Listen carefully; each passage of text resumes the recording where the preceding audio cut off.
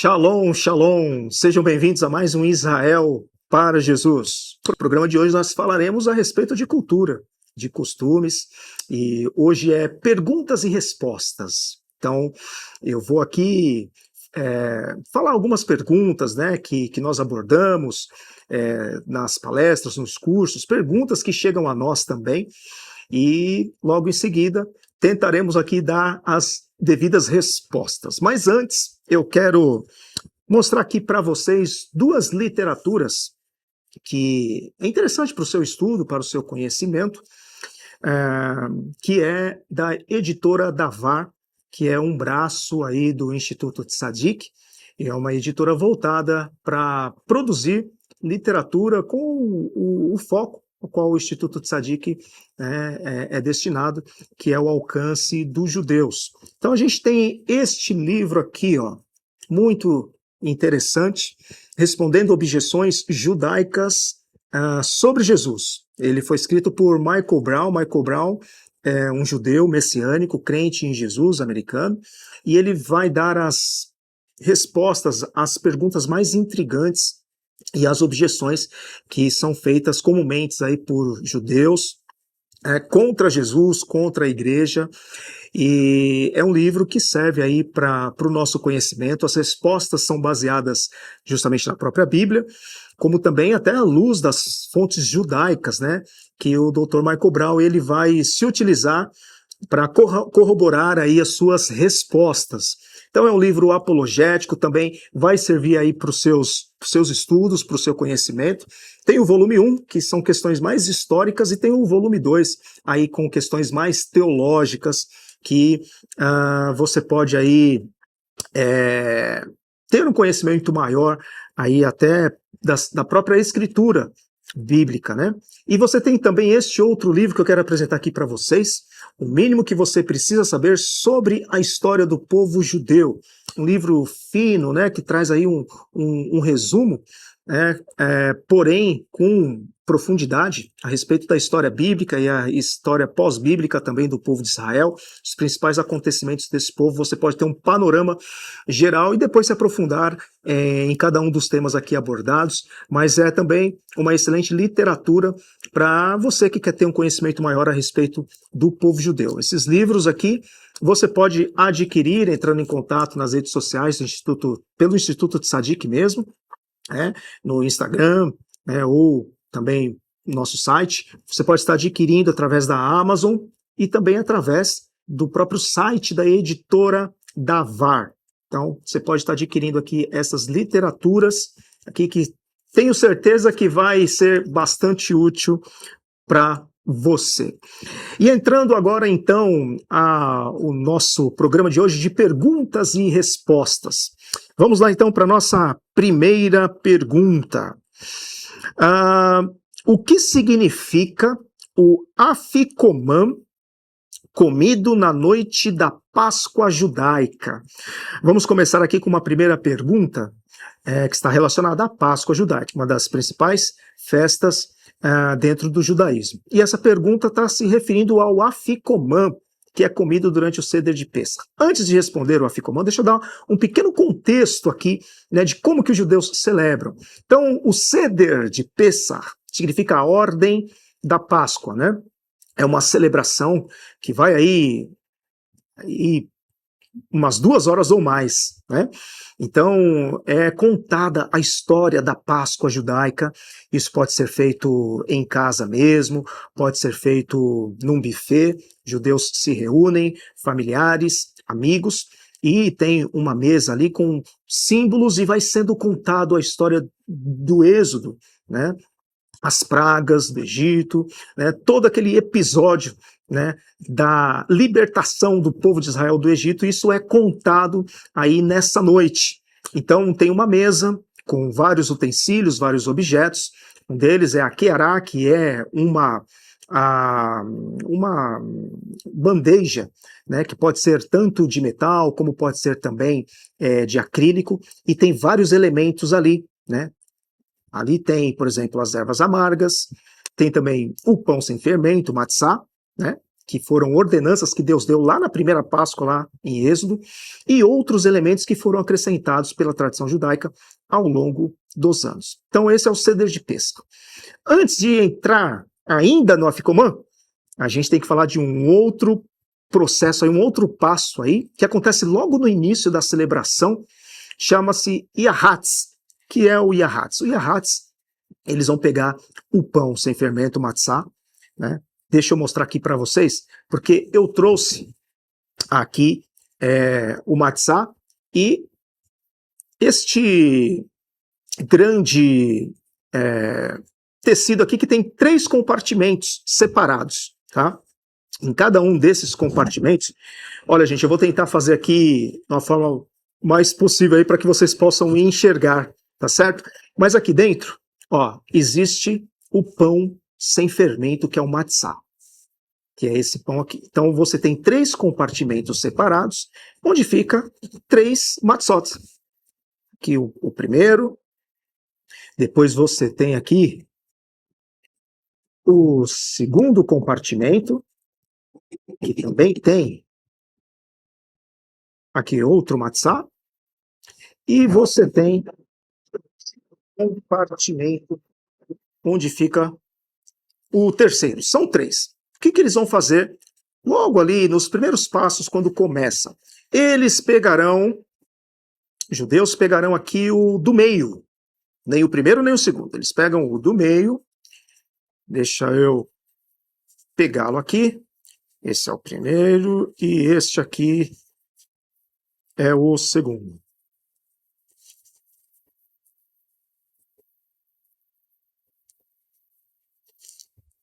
Eles vão pegar este matzá e vai quebrar em 2 partes. O pedaço menor, ele fica sobre a mesa. E o pedaço maior, esse aqui é o Afikoman. O que eles farão com este Afikoman? Eles vão pegar e vão enrolar num guardanapo ou em algum outro tecido. Deixa eu ver se eu trouxe aqui o meu guardanapo, para a gente colocar ele, senão a gente improvisa aqui com alguma outra coisa, né? Esse aqui é o... Onde está?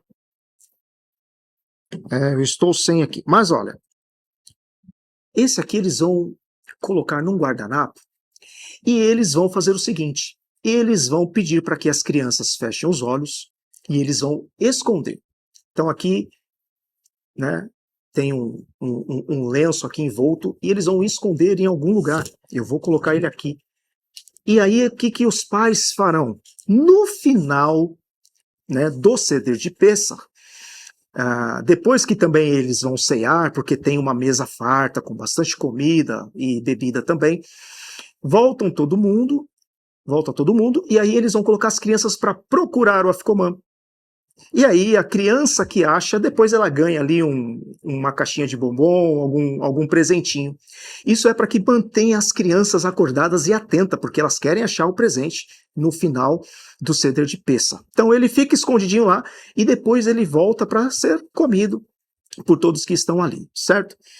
E aí, o que acontece de curioso? Esse que fica aqui, durante o período, né, da cerimônia, eles vão comer em determinados momentos, né? Cada passo ali que é dado, eles vão comer o matzá com as ervas amargas, né? Depois com a raiz forte também. Isso vai sendo contado, mas esse fica aqui e ele come. Muito bem, chegou no final, né, do Pêssach, a criança procura lá o Afikoman, e aí a criança achou, eles deixam no lugar não tão difícil, que a ideia é justamente para que a criança encontre, né, alguma das crianças lá encontre, e aí vem para a mesa de volta aquele pedaço que havia sido cortado, e depois eles vão consumir. O que nós temos de interessante aqui? A Páscoa, né, que hoje é o que nós celebramos da ceia, a ceia que nós celebramos, onde nós comemos o pão, que simboliza o corpo de Cristo, e bebemos suco de uva, né, que representa o sangue, foi instituído justamente na Páscoa, né, a última Páscoa que o Senhor Jesus celebrou com seus discípulos. Em determinado momento, está registrado nos evangelhos, que Jesus, né, o evangelista diz, né, e tomando o pão, o partiu e disse, este é o meu corpo que é dado por vós. Nesse momento da Páscoa, Jesus então está utilizando o pão como uma figura do seu próprio corpo que é partido por vós. O que os judeus fazem hoje do Yahatz, de partir o pão, o Senhor Jesus fez. Isso já fazia parte do Seder de Pessah, período bíblico. E é interessante que esse pão partido, que Jesus simbolizou como seu corpo, ele também foi envolto num lenço. Quando ele foi partido, quando ele foi morto. Os corpos, quando eram sepultados, havia ali, né, uma mortuária, ali, um lençol onde o corpo era envolvido, e depois era colocado no sepulcro, né, que era colocado em formato de cavernas, né, não no sepultamento como nós temos hoje no chão, mas em cavernas, né, com uma pedra que rolava ali, colocava, fazendo o fechamento, né. E Jesus, então, ele foi, como a Ficomã, envolto e foi escondido na sepultura. Mas a Bíblia diz que depois de 3 dias, o que acontece com o corpo de Jesus que havia sido sepultado? Ele volta novamente. E aí nós temos o momento quando ele chega, os discípulos estavam naquela casa lá, fechados, né, numa tensão, e Jesus diz, Shalom Aleichem, paz seja convosco. A gente tem aquele momento dos discípulos ficarem alegres, os apóstolos ali, né, Tomé duvida, quer tocar, mas a gente tem esse momento de Jesus voltando para junto dos seus novamente, que é o que justamente acontece com a Ficomã, que foi escondido, partido, escondido, e depois ele volta para o meio onde todos estão presentes ali. Notem que foi o do meio, né? É óbvio que isso é tradição. Nós não temos isso como registrado na Bíblia, não é bíblico isso. Mas é interessante que não foi nem o primeiro, mas foi o do meio, né? E o terceiro. Os judeus messiânicos, crentes de Jesus, diz, olha, o primeiro pão representa o Pai, o segundo filho, ao qual foi cortado, representa o Filho, Jesus, e o terceiro, o Espírito Santo.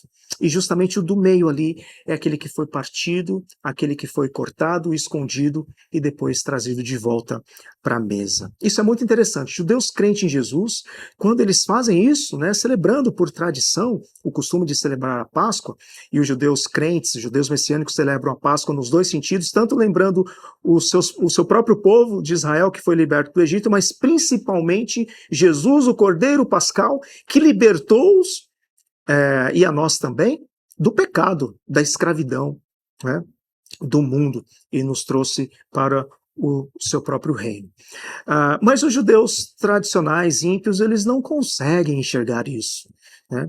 E não só isso, mas durante o Seder de Pessah, há vários elementos ali que trazem ali a questão de Jesus, o Cordeiro Pascal que foi morto, mas não conseguem enxergar. Assim como diz a palavra de Deus, né, sempre que eles leem a Torá, há um véu ainda que encobre, eles não conseguem ver, mas quando esse véu é removido, muitas coisas até que os judeus fazem hoje, e muitas coisas que estão no Antigo Testamento e que eles muitas vezes não têm respostas, tudo isso é desvendado e é trazido à revelação que nós temos no Novo Testamento. O judeu então tem a Bíblia completa, a revelação completa, e na pessoa do Senhor Jesus, tudo começa a fazer sentido, porque é a peça-chave, né, que vai ligar todas as coisas. Então, o Afikoman é isso, essa pergunta aqui que a gente traz aqui como respostas, e quando você aí tiver aí alguma dúvida nesse sentido, como os judeus celebram a Páscoa, você já pode dizer pelo menos uma parte bem interessante que tem esta conexão com a pessoa do Senhor Jesus. Vamos para a próxima pergunta. Olha, essa daqui tem em relação ao culto judaico, a sinagoga, né? Do que compunha a liturgia numa sinagoga nos tempos bíblicos? pergunta aqui basicamente é como que era o culto que os judeus celebravam a Deus, o que tinha, né? É, como que acontecia o culto dentro de uma sinagoga no período bíblico. Bom, vamos começar aí falando do surgimento da sinagoga, né? Nós não vemos sinagoga no Antigo Testamento, a gente tem local de adoração apenas a presença do tabernáculo e posteriormente do templo, né? O templo em Jerusalém. E depois nós terminamos o Antigo Testamento, quando nós abrimos o Novo Testamento, a gente já vê a sinagoga ali presente, né? Mas não tinha no Antigo Testamento e já surge aqui no Novo Testamento como algo comum que já está acontecendo aqui. Quando surgiu?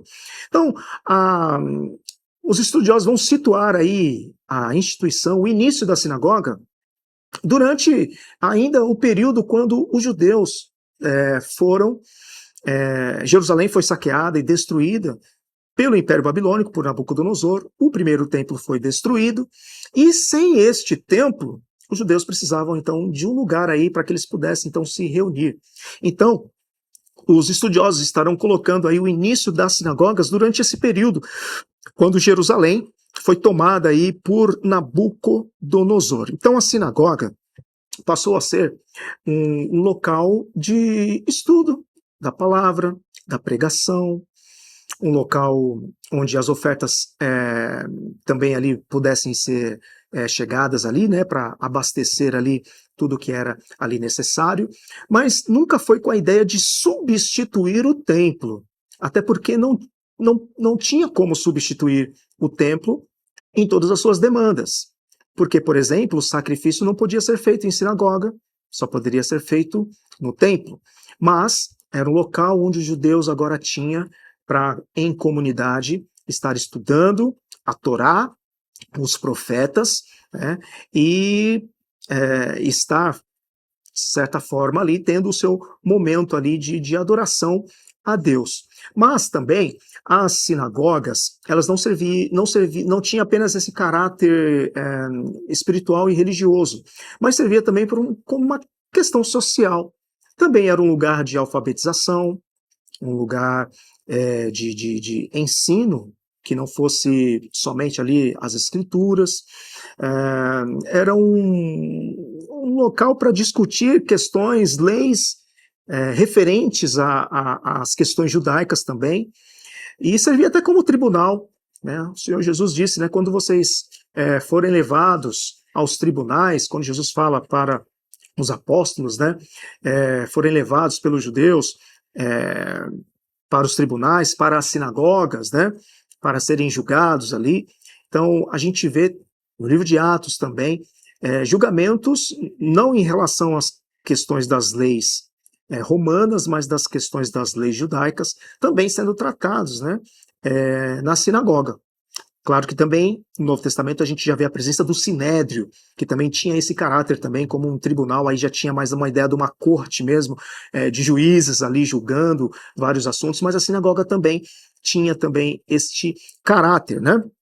E nos tempos bíblicos, então chegando diretamente aqui na pergunta, nós temos, por exemplo, no livro de Atos, capítulo 13, a gente tem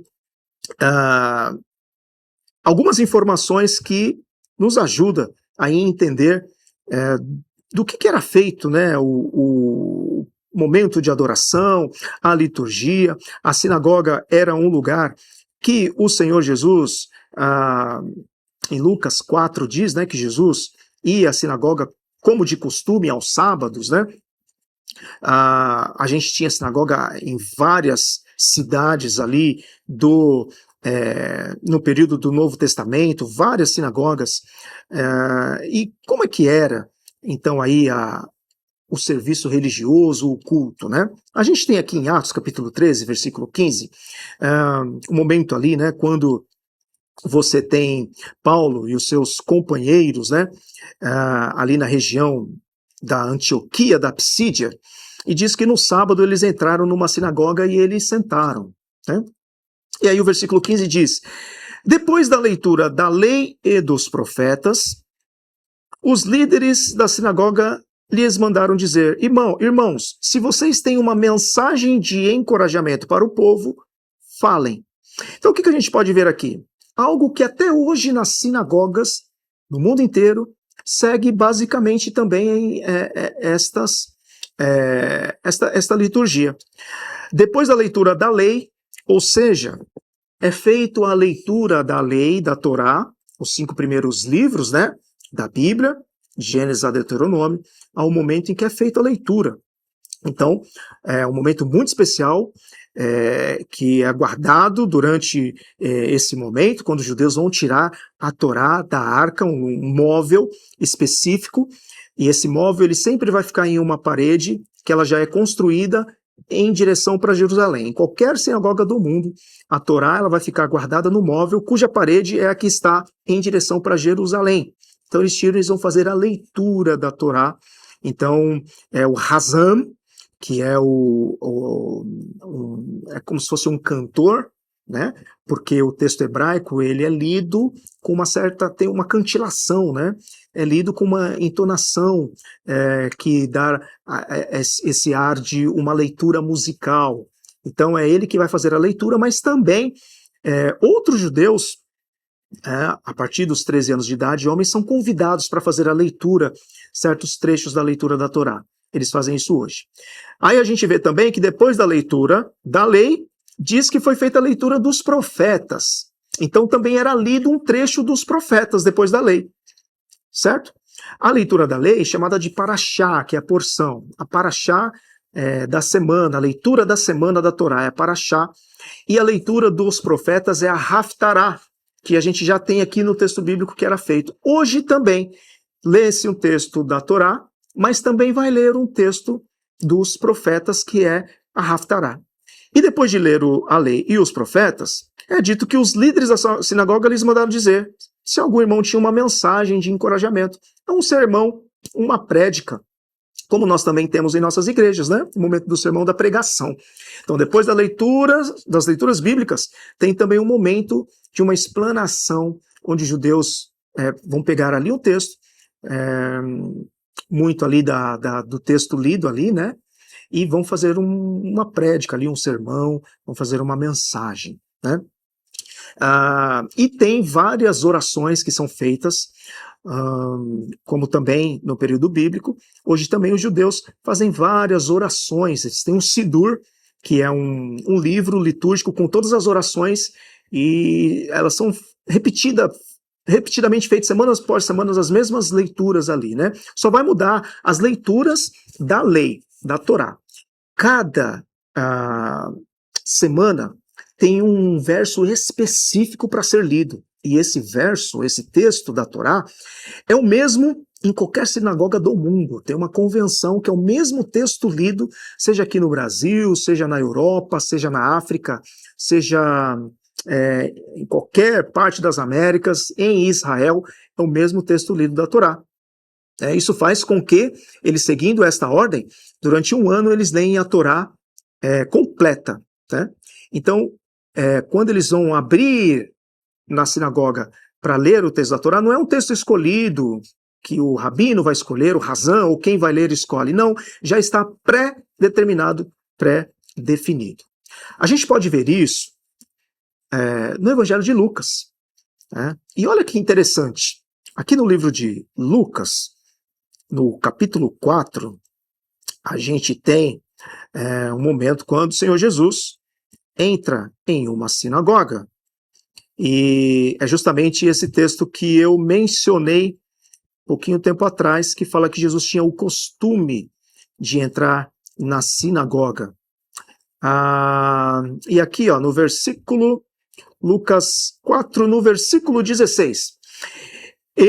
Jesus foi a Nazaré,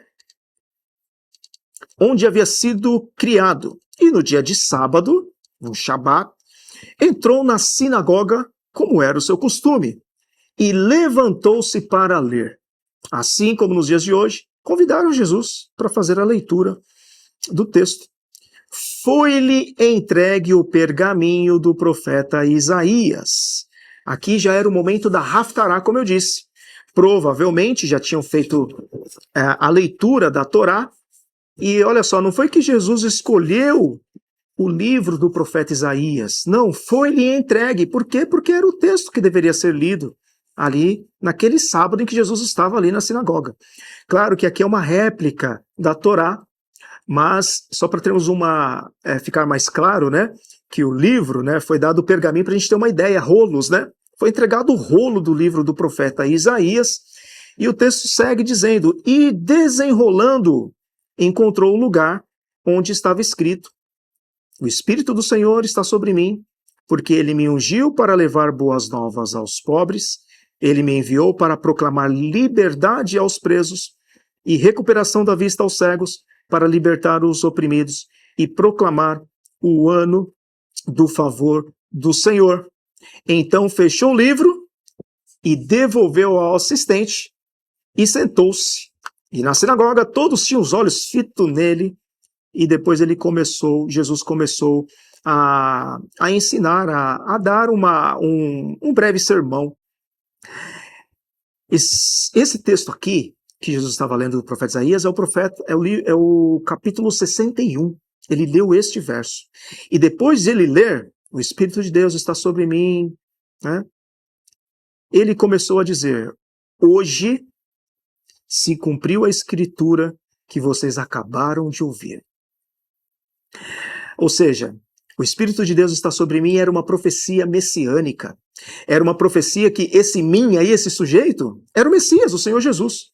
E quando Jesus lê, ele fala: hoje, esse texto do profeta Isaías, escrito há muito tempo antes, está se cumprindo hoje.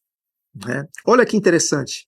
Era aquele dia, o dia para Jesus ler esse texto.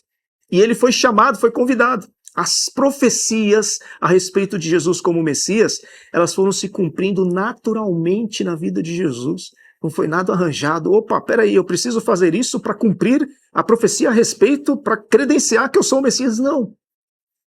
Por exemplo, o Messias tinha que nascer em Belém da Judéia. E Jesus, para cumprir essa profecia, né, os seus pais foram até lá porque eles eram de lá e precisavam fazer o recenseamento, o censo.